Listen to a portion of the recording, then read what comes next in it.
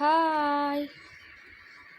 तर आज आमच्या गावची गाड्यांची यात्रा आहे, त्यामुळे आज भरपूर पाहुणे जेवायला येणार होते, म्हणून आम्ही मासवड्याचा स्वयंपाक बनवायचा चालू आहे आमचा.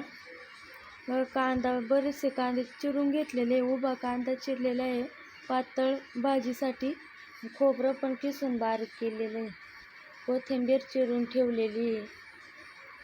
आता बनवायच्या होत्या आम्हाला मासवड्या, मग कांदा तीन चिरून घेतलेला आहे मसाल्यासाठी पण आणि बाकुसासाठी पण. बरेच पाहुणे आज येणार होते, गाड्याची यात्रा आहे त्यामुळे आमची चाललेली आहे मासवड्यांची तयारी.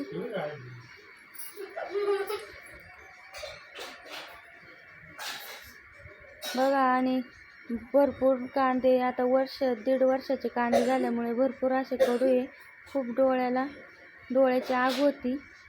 आता सकाळचं जेवणासाठी मी बेसन बनवलं होतं पिठाचं, आणि रात्रीची शेंगोळी गरम करायला ठेवलेली होती. 3 भाकरी बनवल्या आणि जेवण करूनच मग स्वयंपाकाला लागणार होतो. कांदा तीन मसाला तीन काढून ठेवलेलं होतं, ते फक्त भाजून बारीक करायचं होतं. स्वयंपाकाला उशीर होणार होता, त्यामुळे आम्ही जेवण बनवून घेतलं सकाळचं आणि जेवण करून मग स्वयंपाकाला लागणार होतो. सगळी पाहुणे दुपारच्या नंतर येणार होती, त्यासाठी बघा किती छान अशी भाकर फुगलेली, कडक बनवलेली मस्त, आणि गरम गरम भाकरी आणि शेंगोळी आणि गरम बेसन खूपच छान लागतं. भाकरी पण आता भाजून होत आलेली आहे आमची, किती छान अशी भाकर भाजलेली आहे. गॅसवरती भाकर पटकन भाजते, त्यामुळे गॅसवरतीच घेतलं भाकर भाजायला. आणि माझी बारकी सासूबाई आल्या होत्या, त्यांना म्हटलं जेवा, तर त्या काय जेवल्या नाही.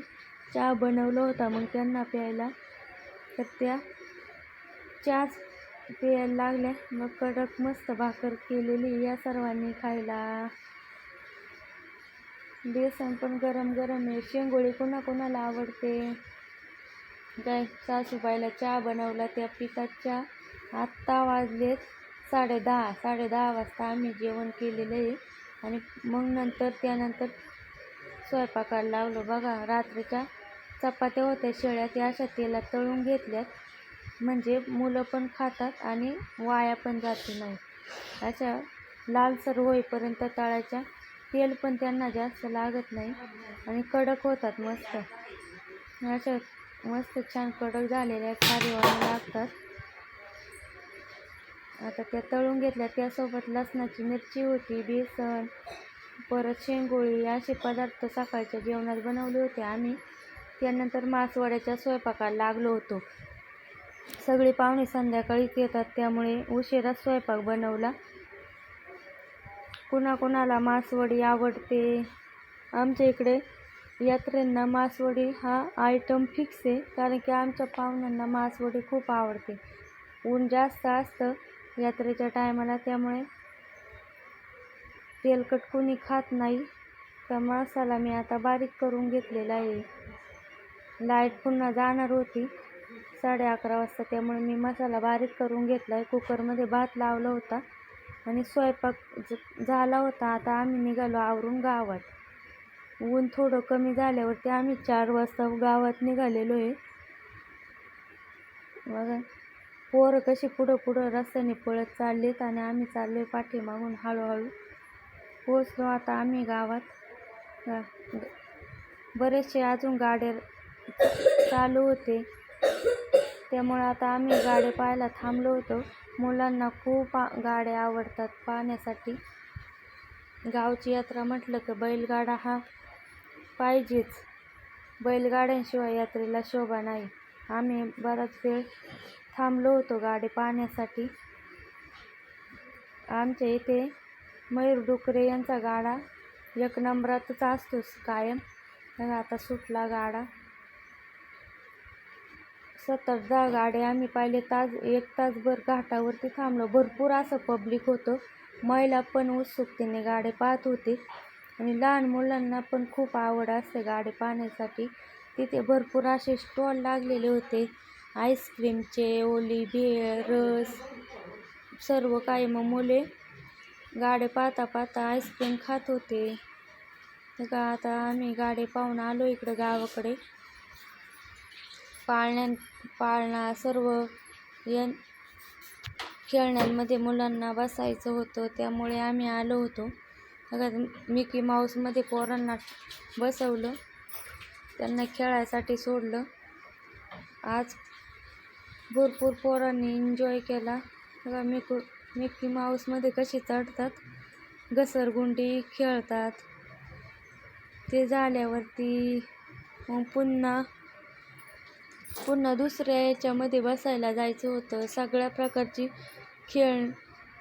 खेळण्यासाठी सर्व प्रकारचे मोठमोठाले पाळणे, सर्व खेळणे आले होते आमच्या इकडे. आज आमच्या गावची यावर्षी यात्रा खूप मोठी भरलेली आहे. बघा सर्व प्रकारचे पाळणे, सर्व काही आलं होतं. त्यामुळे मुलांना प्रत्येक वेगवेगळ्या याच्यात आम्ही बसवलं. आता या जम्पिंग जिपांमध्ये पण बसवलं आहे त्यांना. बघा खूप मोठाले चप्पलचं स्टॉल लागलं होतं. भरपूर असे घेण्याजोगं भरपूर आहे, पण पैसे पण भरपूर लागतात. बघा माझी जावं नणंदबाई चप्पल पाहत होत्या आणि पोरांना आता आम्ही बसवणार होतो या होडीमध्ये. नका बसावलं आता पोरांना होडीमध्ये. अशी पाण्यात होडी होती, त्यामध्ये पोरांना बसवायचं होतं. आता त्यांना बसवणार होतं.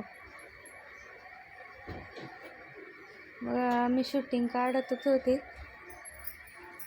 तर माझ्या सासूबाई आल्या. सासूबाई आल्या आणि त्या म्हणतात, बघा मी किती छान लहान मुलाला खेळणं घेतलं असं सांगत होत्या मला आणि हसत पण होत्या. म्हटलं अहो आता मुलांसाठीच यात्रा असते ना. मग ते तेवढं झालं बोलणं वगैरे. मग आम्ही चाललो दुसरीकडं. पोरांना जम्पिंग जिपांमध्ये टाकलं. त्यांना खूप उड्या मारायला आवडतात. बघा हा छोटा मुलगा, माझा मोठा, आमचा भाचा, माझ्या जावचा, सर्वांना बसवलं होतं. बराच वेळ त्यांनी एन्जॉय केला.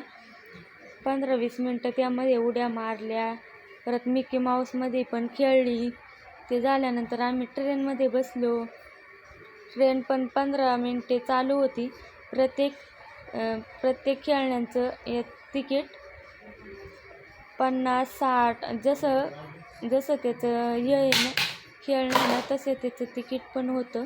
बघा या ट्रेनचं तिकीट 60 रुपये होतं प्रत्येकी माणूस. त्या ट्रेनमध्येच बसता बसता आम्ही फोटो आणि व्हिडिओ पण काढले. मग माझी जावचा मुलगा पुढच्या शिट्यावरती बसला होता. ननंदन भाचा 1 नंबरच्या शिटावर बसलेला होता आणि आम्ही 3 नंबरच्या शिटावरती बसलो होतो. खूप फास्ट ट्रेन पळत होती आणि पाठीमागं बघा माझा मोठा मुलगा आहे. खूप फास्ट ट्रेन पळत होती. मग त्यामध्ये फिरून झालं. मग नंतर पोरांना या बोटीमध्ये बसवलं पाण्याच्या. त्यामध्ये पण मनसोक्त पोरं बसली आणि खेळली. पोरांना यावर्षी भरपूर अशी खेळणी होती खेळण्यासाठी. प्रत्येकी खेळण्यांमध्ये 60, 70, 50 असे रुपये होते प्रत्येकी मुलामागे आणि मोठ्या पाळण्यांमध्ये 100 रुपये तिकीट. असे प्रत्येक याच्यामध्ये तिकीट होते. मुलांनी खूप एन्जॉय केला आणि आम्ही पण त्यांच्यासोबत खूप एन्जॉय केला. त्यानंतर भूक लागलेली होती खूप. भूक लागल्यामुळे आम्ही पावभाजी खायला थांबलो. भरपूर असे गावातील स्टॉल लागले होते पावभाजीचे. मग तिथे बसलो. आम्ही 4 जण बसलो होतो लहान मुलांना घेऊन. मुलांना पण खूप भूक लागलेली होती. बघा सर्वजण भूक लागल्यामुळे पावभाजी खाण्यात दंग झालेले. बघा माझा किती गोड भाचा आहे. तर आम्ही घेतो या आमच्या इकडे